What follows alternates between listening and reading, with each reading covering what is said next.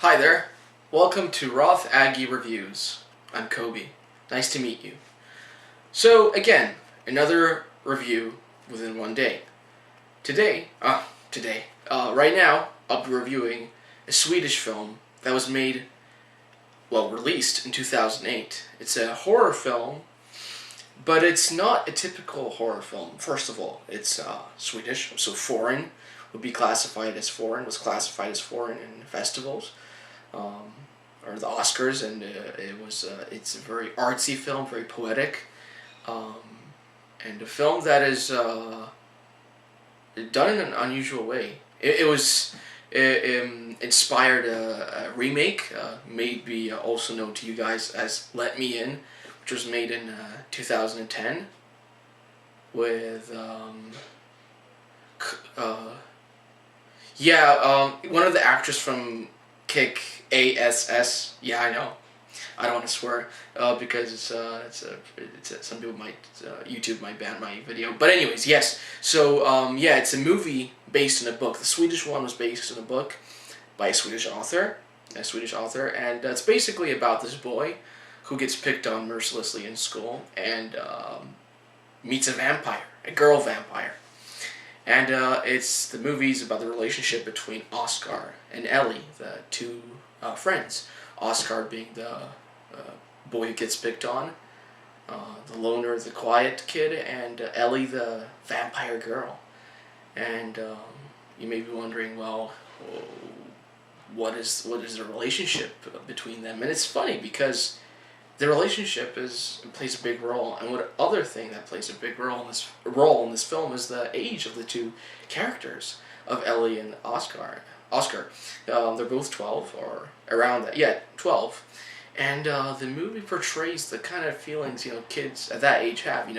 12, 13, because you're not really a full teenager yet, but you're not really a little kid yet. It's like that tween stage, right? And this movie kind of portrays Oscar's descent into kind of like the darker part of childhood, and adolescence, and the kind of things adolescents are into, such as knowing about drugs, violence, and swearing and things like that. And the fact that Oscar gets bullied, picked on, is kind of portrays the thing that he's maybe having a tougher childhood than most kids have.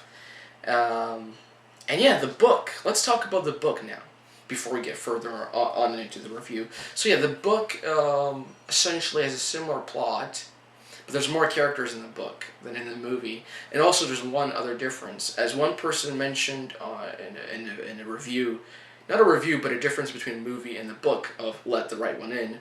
The person on the internet really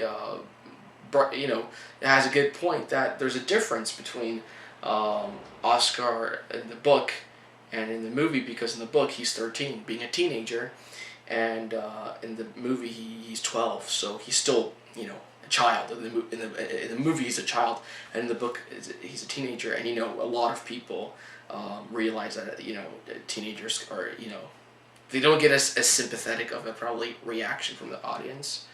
And also, this is interesting. In the book, Oscar is he's overweight, and in the movie he's not. Like, he's very slim, and it's interesting because it's if you think about it, like, I wonder why the difference was made. I mean, in the book, one of the reasons Oscar gets bullied is because of his obesity. In the movie, it seems like he's a victim of bullying more because he seems very timid and quiet and reserved, and doesn't really stand up for himself against the bullies. So he's an easy target. And yeah, Ellie kind of comes to his rescue. Ellie, is a girl that lives close to him, and both in the book and the movie they have a big relationship and friendship, and it's it's that kind of thing. Are you my friend or are you my girlfriend? And that can get confusion, because it's a tricky age, as I mentioned before, and Oscar already has a lot of tricky and confusing things to deal with. Not only is he picked on a lot, as I mentioned, he's also his parents had got a divorce, and it's tough age and a tough situation. And as the movie develops, we find out more about Ellie being the vampire and what she needs and who works for her. Who works for Ellie is this man who is infatuated with her. He's basically infatuated with a preteen vampire girl, which that itself is really creepy. But yeah, that's kind of it's spooky, but it's original. I mean, a lot of horror films are just the villain is bad or the monster is bad, and that's it. But this movie we really learn about who everybody is, and who really is the bad one, who really is the bad person in the film, or if anybody really is bad. Like this is the kind of film that really teaches you that there's no point putting labels and dividing things into black and white and thinking that way. It really teaches you that there's the gray area is big, and even Oscar is at some points you think, oh well, is he possibly a nice kid, or is he like the rest of the people who give him a hard time? Now there's a couple of things I want to talk about with this film.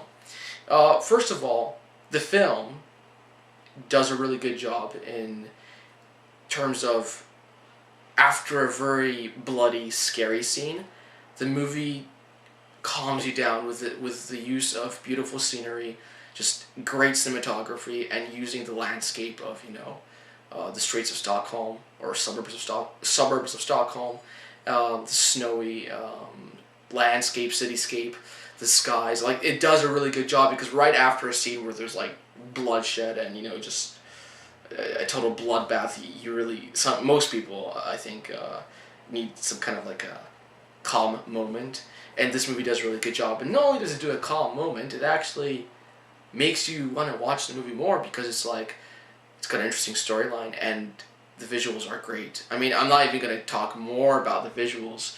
I just want to emphasize how really good they are. And even if you're not a fan of films like this, I suggest you still watch this film, because the cinematography is great, and it's really worth trying to look at it and trying to realize how they did it, and the kind of lens maybe they used, and things. I mean, I'm not an expert when it comes to cinematography, but I'm just saying it's good. And if you want to learn about cinematography, I suggest that you check this movie out. Subtitles. Okay, so we're getting into foreign film subtitles. Well, I'm okay with subtitles. I know a lot of people can't stand subtitles, and I don't really get that. Personally, I have a learning disability, so I find it hard sometimes. I sometimes do find it hard with subtitles, but it's the kind of thing, if the movie seems interesting and you really want to watch it, then it's kind of like you overcome it. It's kind of like a thing that people with learning disabilities have. Like, if you're really, really into it, then it's different. But this review is not about me and my learning disability. It's about Let the Right One In. So, but some people just can't stand subtitles. But what I do say is that subtitles are a bit like chopsticks. If you love Chinese food or East Asian food, try and eat it the real way. Eat it with the chopsticks, so you really get a taste of how people eat it in different parts of the world. Same thing with subtitles. Sometimes you just gotta use a different way of watching a film to understand foreign films. And if you want to learn about films and films all around the world, and if you want to be an expert on films, then I suggest that you check out films from all across the globe. It just really, not only is it a lesson in geography and about how other societies function, but it's just a good way to learn about films. And let's say you're in film school and you have to do an assignment about a particular demographic. Well, then these kind of films will technically be really helpful. So yeah, again, this movie is great. First of all, cinematography, as I mentioned, is a foreign film. And it's important to check out foreign films. On this channel, there will be a lot of, well, maybe not a lot, but there will be a big number of foreign films. And the other thing that I want to touch on the film is, the what do you call it? The round character. I mean, I remember in English class, we were learning about round characters. So basically, like round character, and I don't know why it's called round, but basically, a round character is a character that changes, like he or she transforms through the story. They are one person at the beginning, and then by the end or the middle, they're like completely different. So again, in this movie, you get that a bit. Like, I'm not gonna get into too much of it because it might spoil it, but I will say with Oscar, like, he does change.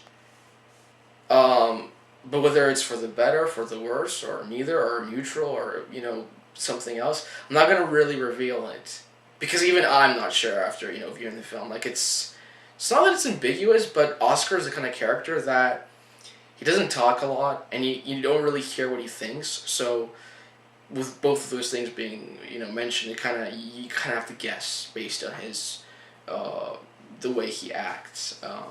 And again, it's interesting because also Ellie has the same kind of situation. She doesn't talk a lot, and you don't really know what she's thinking. Like, there's no inner like dialogue or thinking in her head that is told through the film. So you kind of have to guess, but again, that's kind of cool because then it leaves that mystery. It's not total, it's not totally vague. It's just a bit, think about it. Alright, so I think I'm going to leave it here for the people who don't want a spoiler. But for people who've already seen the film and, people who've already seen the film and want to kind of think about it more, I'll keep it short this time because I want to just say a couple of points, and that's really all I have with this film because I feel like it's been kind of covered online because there's been a lot of discussions about the film. So there's a couple of things I want to mention. Yeah, so the reason Oscar gets bullied is never really explored in the movie because he gets called Piggy, but and obviously he's very mild and subdued and quiet, shy and sad, and but still there's another reason I feel like he gets picked on. In the book it's touched upon, but again in the movie like he's completely different. And I'm not saying that because he's slim, because like I mean you can get picked on if you're slim, overweight, tall, or anything. But I mean in the book they call him Piggy because he's overweight. And I feel that there's some sort of connection between Oscar and Ellie in the movie. I mean, not that Oscar's a vampire or anything, but I think he has this potential for violence because he's been treated badly a lot. And I'm not saying everybody who's been treated badly has a potential for violence, but I feel some people may just naturally respond to it by them being violent. So it's interesting how kind of Ellie, and Oscar kind of, become stronger together, but in different ways, and she defends him. Like, I really like that. It really shows that, girls are not always the weak, not weak, but they're not always the what's the saying, the damsel in distress or something. And in this case, it's not the other way around. It's just that he happens to lean on her shoulder and she helps him out, and she leans on his shoulder too. It's really intense, profound, relationship type stuff.